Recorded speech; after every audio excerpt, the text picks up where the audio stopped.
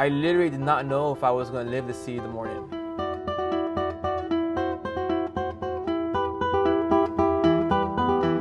The last 5 months, it's been pretty unstable in Yemen. Since the Arab Spring, it's been pretty unstable, but people are able to function. The ports work, the airports work, people can move freely. For me, what happened was the turning point. It was on March 27th. I was at the mill, like a coffee mill, working late night, and I decided to sleep over there, spend the night there. At 2:30 or so in the morning, I woke up to loud explosions all around me. So I went outside, I looked up in the sky, and what I could see was like laser beams being shot in the sky, and those were anti-aircraft machine gun fire. And so I found out that Saudi jets were flying over Yemen, the capital, and bombing Sana'a. And it felt like Armageddon. I literally did not know if I was going to live to see the morning. What played out over the next days and now weeks? And what was the mood of people on the ground there? It was just a blitzkrieg. We were shocked.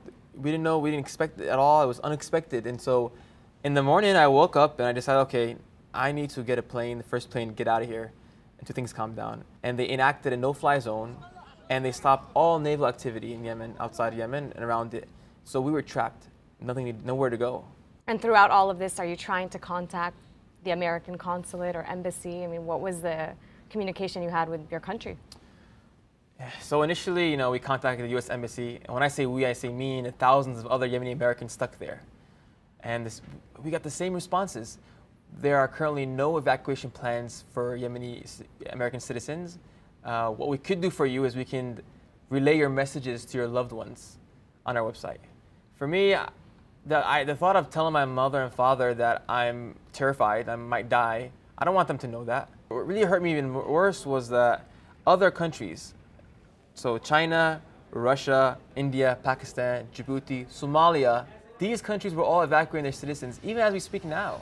When you consider the fact, too, that the United States is providing support to the coalition that is then bombing Yemen, I mean, how conflicted were you on the ground as a Yemeni American?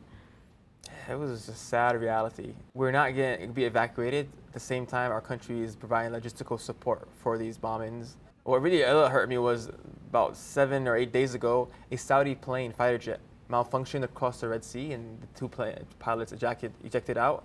And the U.S. Navy that was there saved those two pilots, these Saudi pilots. And so I knew there was 3 U.S. ships there, and it's just, and it was just a feeling of being abandoned by your own country. Why do you think they abandoned you? That's a good question you should ask them. We've been asking them since I got here and I haven't had a reply. For a lot of Americans, they either don't know where Yemen is, or if they do know anything about Yemen, they think it's this haven for terrorists. Al-Qaeda, the Arabian Peninsula, is based there. What should Americans know about Yemen and the Yemeni people? I think Stephen Colbert said this one time, Yemenis are not your enemies. And I love that quote.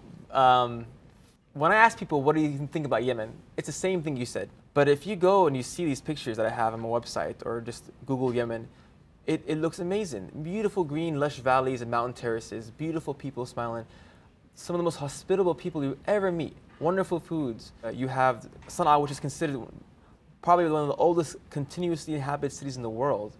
A lot of ancient trade routes that went through Yemen and through Mocha. And these are the things that I wish people knew about Yemen.